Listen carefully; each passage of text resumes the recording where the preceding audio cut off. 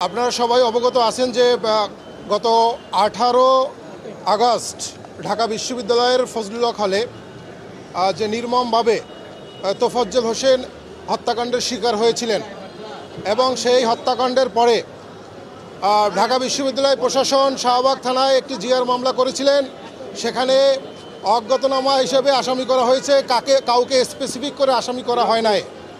তো আমরা শুধু নয়, সারা পৃথিবী এবং সবাই দেখেছে যে এই তোফাজ্জল হত্যাকাণ্ডের সাথে কারা জড়িত। একদম স্পেসিফিক করে করে ভিডিওতে দেখা গেছে কারা আঘাত করে মেরেছে।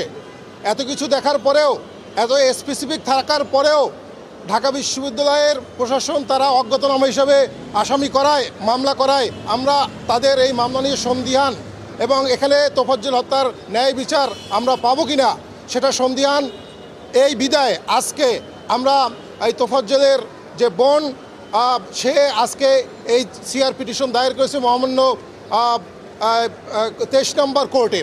তো এখানে আমরা মামলার মূল যেটা বলতে চেষ্টা করেছি সেটা হচ্ছে, আমরা চাই এই তোফাজ্জল হত্যার সাথে যারা জড়িত একদম সুনির্দিষ্টভাবে তাদের তথ্য প্রমাণ দিয়ে আমরা কোর্টে মামলা করেছি এবং তাদের যাতে ন্যায় বিচারটা নিশ্চিত হয়, তোফাজ্জল যাতে ন্যায় বিচারটা পায়।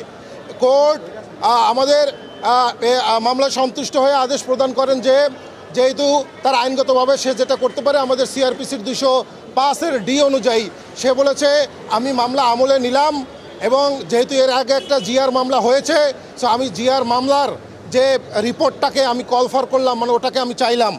আর ওই জিআর মামলার রিপোর্ট আসার আগ পর্যন্ত এই সিআর মামলা আজকে যেটা এখানে করেছেন সেটার কার্যক্রমটা স্থগিত থাকবে। জিআর মামলার রিপোর্ট দেখে আমরা পরবর্তী ব্যবস্থা নিব।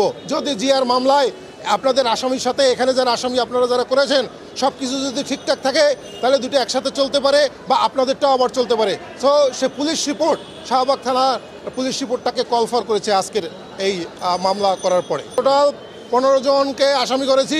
এখানে ঢাকা বিশ্ববিদ্যালয় প্রশাসন কোনোভাবে এই হত্যাকাণ্ডের দায় এড়াতে পারে না। কারণটা হচ্ছে ঢাকা বিশ্ববিদ্যালয়ের এখানের যিনি হল প্রভোস্ট যিনি ছিলেন, তিনি ওই হলের নিরাপত্তার দায়িত্বে ছিলেন। 4 ঘন্টা একটা ছেলেকে ঠুকে নির্মমভাবে হত্যা করা হলো। সে 4 ঘন্টায় সেনাবাহিনীকে কল করে ছেলেটাকে উদ্ধার করতে পারতেন, তারা প্রক্রিয়া টিমের সহযোগিতা নিতে পারতেন, কিন্তু সে কোনোটাই করেন নাই। বিদায় আমরা প্রভোস্টকেও এই মামলার আসামি করেছি।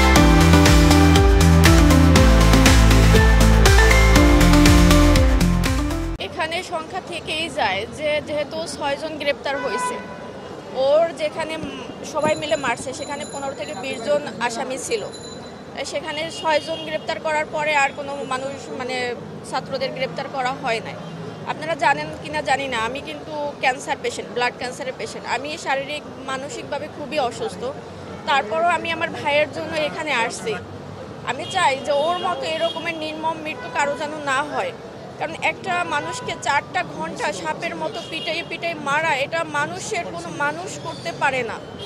জানি না যে ওনাদের আসলে কোন মায়ের পেটে জন্ম হয়েছে যে এরকমের হিংস্র হইতে পারে একটা মানুষের সাথে, তাও একটা মানসিক ভারসাম্যহীন মানুষের সাথে। এই জন্যই হলো আমি এখানে আসা।